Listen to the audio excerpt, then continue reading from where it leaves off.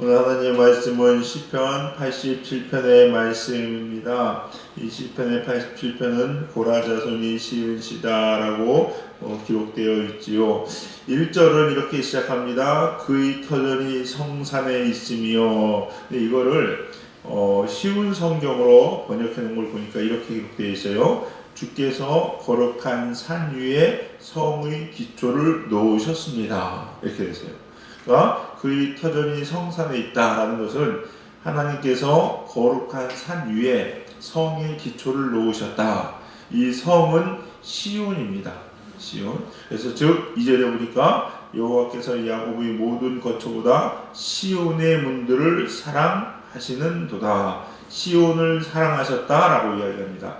이 말은 하나님이 성전을 거룩하게 하시고 그 성전을 사랑하셨다라는 거죠. 즉 이 성전은 뭐겠습니까? 요즘으로 이야기하면 교회를 의미합니다. 혹은 시온에 거하는 하나님의 사람들, 우리 성도들을 이야기한다고 볼 수 있지요. 특별히 이 시가 고라 자손이 지은 시, 즉 제사를 담당하는 이 고라 자손이 지은 시라는 것을 볼 때에 본문은 교회를, 요즘 말하면 교회를 찬송하고 있는 시다라고 우리가 위로 볼 수가 있을 것 같습니다. 하나님은요, 교회를 사랑하시고 시온을 사랑하시고 시온을 영광스럽게 하셨습니다. 그 이유가 무엇이냐? 요즘으로 얘기하면 하나님께서 교회를 아주 특별하게 사랑하셨다라는 거예요. 근데 그 이유가 무엇이냐는 것을 우리가 오늘 본문을 통해서 알 수 있고, 그러기에 우리는 교회를 어떻게 대해야 되는지 또 알 수 있을 것 같습니다. 첫 번째는요, 교회가 하나님 거룩한 이유는 뭐냐? 하나님께서 친히 그 성을 세우셨기 때문이라는 거예요. 하나님이 교회를 세우신 곳이기 때문에 교회는 거룩하고 중요합니다. 이거는 일종의 선택의 의미입니다. 선택의 의미예요. 하나님께서 교회를 선택하셨어요. 왜 선택하느냐? 그건 하나님 마음입니다. 우리가 그렇게 선택하면 안 되죠? 아니에요. 하나님이 왜 아브라함을 택하셨느냐? 그건 하나님이 택하신 거예요. 다른 사람도 있는데 왜 하필? 무슨 이유가 있겠습니까? 하나님 택하신 거예요, 여러분. 그걸 가지고 따질 수 없다는 거죠, 여러분요. 교회를 비롯하여 하나님이 택하시고 이루신 일들은 다 영광스러운 겁니다. 하나님이 택하셨기 때문에 그래요. 택하셨기 때문에 그렇습니다. 왜 이런 경우가 있어요? 되게 중요한 물건 중에서 나라와 나라 간에 대통령과 대통령이 어떤 계약에 합의를 하죠. 서명을 합니다. 국가 원수가 와서 그 계약서를 써요. 뉴스에 같은 데 보면 가끔 가다가 이렇게 두가 이렇게 이런 데다가 딱 놓고서 그래서 싹 써가지고 서로 교환을 합니다. 교환을 하죠. 그러면서 그걸 막 붙잡고 사진 찍고 그러잖아요. 사진 찍고 그런데 그 중에 하나가 뭐가 있냐면요. 이 계약할 때 쓰는 만년필. 이게 있거든요. 이거는요, 아주 특별한 의미를 가지고 있습니다. 별거 아닌 것 같죠? 별거 아닌 게 아니에요. 그래서 대통령이 이런답니다. 그 세약을 한 이 만년필 있잖아요. 유명 인사들이 쓴 무슨 국가 원수들이 쓴 그 만년필은 자기가 가지고 있다가 자기 친하거나 혹은 소중한 사람, 그 일을 아주 이루어낸 혁혁한 공이 있는 사람에게 선물로 준다는 거예요. 딱 한 번 쓰겠죠? 근데 그 만년필은요, 그거 자체로 큰 의미를 갖습니다. 귀한 거예요. 다른 똑같은 제품을 할지라도 같은 게 아니에요. 같은 게 아니에요. 그러면요, 물어보는 거예요. 그게 뭔데? 이게 무슨 그 만년필로 쓰면은 안 될 거 막 글씨가 살아서 움직입니까? 똑같은 만년필이거든요. 근데 그 만년필을 선택해서 쓴 거예요. 그래서 그 만년필 의미가 있는 거예요.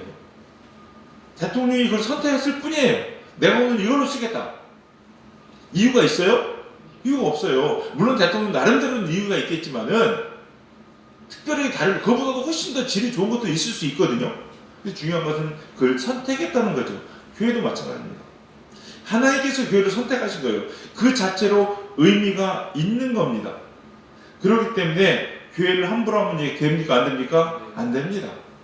그래서 하나님과 하나님이 하시는 일들을 혹 하나님의 사람들을 함부로 비난하는 일에 대해서는요, 하나님을 욕하고 하나님을 비난하는 것과 똑같아요. 교회를 핍박하는 것은요, 단순히 교회를 핍박하고 건물을 핍박하는 게 아니라 이건 하나님을 핍박하고 하나님을 없이 여기는 거하고 똑같습니다, 여러분. 우리가 사극 같은 데도 보면은요, 옛날에 중국의 4대 정치를 펼칠 때 중국의 왕을 황제라고 그러죠. 그러면서 그 사신들을 함부로 해요, 못해요? 함부로 못합니다. 그는 중국의 황제와 똑같이 여겨졌어요. 그리고 우리나라 왕이 그 사신들한테 무릎 꿇어 절하고 뭐 말을 듣고 어명을 받고 이러고 막 구박을 해도 픽스를 못하고 하는 이유가 그래서 그런 거예요, 여러분요.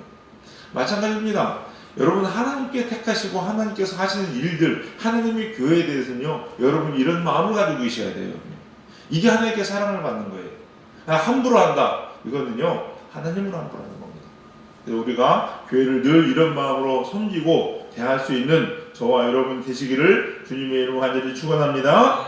두 번째는요, 하나님께서 세우신 시온의 기초가 성산에 놓여 있다는 거예요. 즉, 이 시온이 하나님께서 사랑하는 것이 어디에 놓여 있냐? 성산에 놓여 있다라는 거예요. 거룩한 산에 놓여 있다. 이것은 영원히 견고함을 상징하는 것 같습니다. 그래서 신약에서는요, 반석에 지은 집과 같다라고 이야기하는 겁니다. 이 말을 다른 말로 얘기하면 하나님께서 친히 기초가 되어 주셨다. 하나님의 그 반석이 하나님 위에 교회를 세우신 거기 때문에 교회는 무너집니까? 안 무너집니까? 안 무너집니다. 여러분 꼭 믿으십시오. 교회는 절대 무너지지 않습니다. 왜? 하나님 성산의 기초가 세워졌기 때문에. 그렇다면요, 이 무너지지 않는 교회에 대항하는 사람들은 반드시 지게 되어 있습니다. 이걸 기억하셔야 됩니다, 여러분. 여호와는 나의 반석이요라고 이야기합니다. 절대 지지 않습니다. 사탄에게 교회는 지지 않습니다. 지던 것처럼 보일 뿐이죠. 인류 역사를 찾아봐도 그렇습니다, 여러분. 로마 시대 때 네로가 교회를 핍박했죠? 도망갑니다. 카타콤 아세요? 카타콤 지하동굴이죠, 지하동굴. 그렇게 피해서 세상의 인류 역사에서 교회는 땅속으로 사라진 것 같았지만 그렇지 않고 여전히 교회는 흥황합니다. 여러분, 잠시 무너지는 것처럼 보일지만 무너지지 않는다는 거예요, 여러분요. 손영훈 목사님, 주기철 목사님, 이 시대 때 그들이 목사님들 교회를 핍박해서 교회가 없어졌습니까? 아니요, 그렇지 않습니다, 여러분. 무너지는 것 같지만 무너지지 않습니다. 저 북한에도요, 여전히 하나님을 섬기고 예배하는 교회들이 있다는 걸 아셔야 돼요, 여러분. 우리나라 역사를 봐도 그렇죠, 여러분. 토마스 선교사님을 죽였습니다. 아무것도 아닌 것 같습니다. 한 일이 대체 뭐냐? 라고 여길지 모릅니다. 배에서 죽으면서 성경차가 나왔던 적이 다예요. 그게 선교라는 거야. 그러나 그 선교 때문에 하나님 놀라운 일을 이루십니다. 언젠가도 말씀드렸던 것 같은데, 토마스 선교사님을 누가 죽였냐? 박중권이라는 사람이 죽였어요. 그리고 그가 찍고 있던 성경을 박영식이라는 사람이 그 성경을 주워갔어요. 보다 보니까 왜 주워간지 아세요? 성경 여러분이 좋은 게 얇잖아요. 얇은데 질기거든요. 이게 어디에 딱 좋냐면요, 담배 말아 피는데 아주 좋답니다. 지금은 뭐 이렇게 담배가 막 나올 것 같지만 이걸 한 장 찢어가지고 담배를 말아 피면 종이는 얇고 짱짱하기 때문에 찢어지지도 않고 아주 좋아요. 그래서 이걸 담배 보니까 딱이거든요. 담배 말아 피워야겠다. 근데 장수가 오죽 많아요? 이거 다 말아 피면은 폐혈에 죽게 생겼어요. 그러니까 다는 못 말아 피고 몇 개 말아 피고 나머지 뭐 한지 아십니까? 벽에다가 도배를 붙여놨어요. 그러니까 종이가 참으시면 좋으니까 이게 자기 그냥 문지방에 걸고 벽에다 붙이고, 옛날에 도배지가 없었잖아요. 일이라고 한 것도 아니에요. 일이란 마음 가서 얼마나 좋겠습니까? 도배지를 확 붙여놨어. 그러고 나서 누워서 있다가 보니까 할 일 없어 누워보니까 벽에 글씨가 보이는 거잖아요. 그걸 읽기 시작한 거예요. 그래서 사람이 변화됐어요. 그래서 그 집을 이 박영식이라는 사람이 하나님 성전으로 내는 거예요. 그게 바로 뭐냐? 널다리 교회입니다. 이 널다리 교회가 나중에 뭘로 바뀌었습니까? 장대현 교회가 되고, 이 장대현 교회가 평양 대부흥을 이루어가는 근거지가 됩니다. 여기에서 주기철 목사님 비롯한 모든 사람들이 훌륭한 믿음의 선조들이 나온 거예요. 교회를 핍박하고 하나님의 종들을 핍박하고 하나님의 사람들을 핍박할 때에, 죽일 때에 이긴 것 같지요? 박영식이 이긴 것 같죠? 아니요. 그러나 하나님이 승리하셨다는 겁니다. 교회는 반드시 승리하게 되는 줄 믿으시기 바랍니다. 여러분요, 이런 희생들이 이런 죽음들이 하찮은 것 같고 별거 아닌 것 같죠? 그렇지 않아요. 하나님이 터전 위에 교회를 또 세우고 또 세우십니다. 여러분, 예루살렘 성전이 세워진 곳이 어딘지 아십니까? 모리아산입니다. 모리아산이 어떤 곳인가요? 아브라함이 이삭을 바친 곳이에요. 그곳에 예루살렘 성전이 세워집니다. 아브라함이 모리아산을 바춘 사건들, 그 산, 시대가 지나면요 1-20년 후에 세운 게 아니에요. 몇백 년, 엄청난 기간 후에 세우면 그 땅이 그 땅인지도 모릅니다, 여러분. 근데 공교롭게도 그곳에 세워져요. 하나님 하시는 일들이에요, 여러분. 이 믿음의 신앙 위에, 이 신앙 고백 위에 하나님께서 세우시기 때문에 교회는 반드시 승리하게 되어 있다는 겁니다.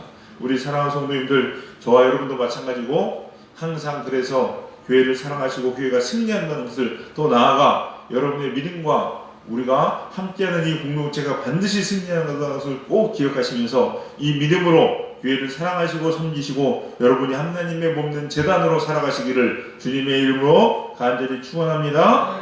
세 번째는요, 이 시온을 세우신 목적이 있어요. 그냥 교회를 세우셨느냐? 아니죠. 왜 세우시겠습니까? 영혼 구원, 즉 선교를 위해서 세우셨다라는 겁니다. 오늘 4절을 볼까요? 4절 보세요. 나는 라합과 바벨론이 나를 아는 자 중에 있다 말하자. 바벨론 잘 아시죠?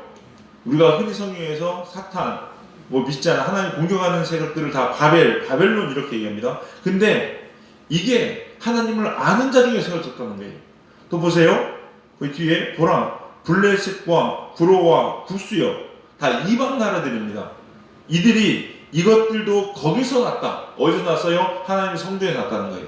시온에서 났다는 거예요. 이방인들이 다 시온에서 났다라고 이야기하고 있는 겁니다. 즉 모든 민족이 어디서 나왔다? 시온에서 나왔다는 거예요. 하나님은 예루살렘뿐만 아니라 이방인들조차도 어디서 났다? 시온에서 났다라고 이야기합니다. 5절 한번 보실까요? 5절 시온에 대하여 말하기를 이 사람 저 사람이 거기서 났다 말하리라. 이 사람 저 사람이 거기서 났습니다. 이 민족 저 민족이 거기서 나왔다는 이야기입니다. 즉 시온은 모든 민족 모든 백성의 어머니입니다. 거기서 나왔어요.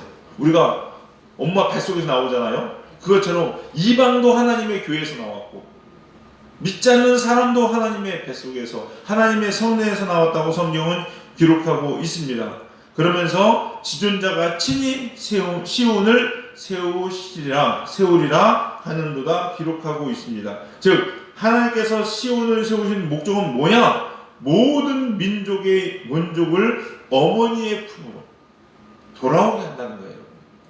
즉 교회의 목적은 뭐냐? 선교에 있다는 겁니다. 구스나 블레셋이나 바벨이나 두로든 모든 민족들을 결국 어머니의 품으로 하나님의 집으로 드리게 하기 위해서 뭘 세우셨다? 시온을 세우셨다라는 겁니다. 그러기에 우리 교회는 이 선교와 영혼 구원의 사역을 절대 놓지 않고 끝까지 이루어가는 저와 여러분 우리 교회가 되기를 간절히 소망합니다. 근데요, 이게 축복이 있어요. 어떤 축복이 있느냐? 우리 6절을 한번 읽어보겠습니다. 6절 같이 읽겠습니다. 시작. 여호와께서 민족들을 등록하실 때에는 그 수를 세시며 이 사람이 거기서 났다 하시리로다. 아멘. 아멘. 자, 보세요. 이게 무슨 얘기냐면요, 이런 거예요. 여호와께서 민족들을 등록하실 때 어디 등록할까요? 하나님 나라 생명록에 등록하실 때에 그 수를 세시면서 이 사람이 거기서 났다. 거기가 어딜까요? 교회. 자, 이거를 우리말로 한번 바꿔서 우리 적용으로 한번 얘기해 볼까요? 이런 겁니다. 여호와께서 천국에서 민족, 즉 영혼들을 받으실 때에 그 수를 세면서 이 아무개는 젊은이 교회에서 전도되어 온 사람이다. 아멘. 이거예요. 이해가 됐어요? 얼마나 큰 축복인지 몰라요. 이 사람이 거기서 났다라는 것은 이 사람은 젊은이 교회에서 난 사람이야. 젊은이 교회에서 살린 영혼이야. 여러분으로 이야기하면 이 사람은 강사성 집사로부터 난 영혼이야. 강태남 집사가 품은 영혼이야. 천국에 그렇게 기록한다고요. 여러분, 이것보다 큰 축복이 어디 있겠습니까? 우리 성도님들 이 축복 받으시길 주 여러분 축원합니다. 우리 교회가 그런 교회가 돼야 된다는 거죠. 이 6절 말씀 보니까요, 얼마나 축복인지 모르고 얼마나 큰 은혜인지 모르고 도전이 되는지 모르겠습니다. 여러분, 우리가 그래야 되지 않을까요? 우리 교회가 여러분들의 영혼이, 여러분들 이름이, 내 이름이 생명록에 기록된 건 당연한 뿐만 아니라 전도자에다가 출신지에다가 젊은이 교회, 강태상 집사 이런 말들이 써 있어야 이게 큰 축복이고 상급 아니겠냐는 거예요. 말씀을 마무리하면서 다니엘서 12장 3절 말씀을 읽어드립니다. 이렇게 기록되어 있습니다. 지혜 있는 자는 궁창의 빛과 같이 빛날 것이요, 많은 사람을 옳은 대로 돌아오게 한 자는 별과 같이 영원토록 빛나리라. 아멘. 이게 하나님의 축복입니다. 이런 사람들을 하나님께서는 하늘의 별과 같이 영원토록 빛나게 하신다는 거예요. 우리 사랑하는 성도님들, 우리 교회도 오늘 말씀처럼 그렇게 많은 영혼들을 세우고 살리는, 그래서 생명록에 젊은이 교회를 통해서 났다, 여러분의 이름을 통해서 났다라고 기록되어 있는 축복이 있기를 주님의 이름으로 간절히 축원합니다. 하나님의 성전은 영원히 무너지지 않습니다. 반드시 승리합니다. 이 믿음을 가지고 교회를 사랑하며 섬기는 하나님의 일들을 이루어가는 저와 우리 젊은이 교회 되기를 주님의 이름으로 다시 한번 축원합니다. 기도하겠습니다. 사랑과 풍성하신 주님 감사합니다. 주님께서 교회를 택하시고 사랑하시고 이 제단을 통하여 하나님의 일들을 이루어가시니 주님 감사합니다. 하나님, 우리 젊은이 교회가 하나님의 성산 위에 놓여진 그러한 든든한 교회 되게 하여 주시옵시고, 이 젊은이 교회를 통하여 또한 우리 사랑하는 성도님들을 통하여 많은 영혼들을 구원하며 주께 돌아오게 하는 하나님의 귀한 일들을 이루어갈 수 있도록 축복하시고 인도하여 주시옵소서. 그래서 하늘의 별과 같이 빛나며 하나님 나라 생명록에 우리 성도님들을 통하여, 우리 젊은이 교회를 통하여 이 영혼이 낫다라고 기록될 수 있는 은혜와 축복이 넘치게 하여 주시옵소서. 하나님의 제단은 무너지지 않는 줄 믿습니다. 하나님이 시대에 흔들리지 않는 제단 서게 도와주시옵시고, 비바람에 더욱더 견고하여 줄 수 있는 하나님의 제단 될 수 있도록 이 나라의 민족 열방의 교회들을 주님께서 친히 살피시고 지켜 주시옵소서. 성령님께서 이루실 줄 믿고 감사드리며 예수님의 이름으로 기도드렸사옵나이다. 아멘.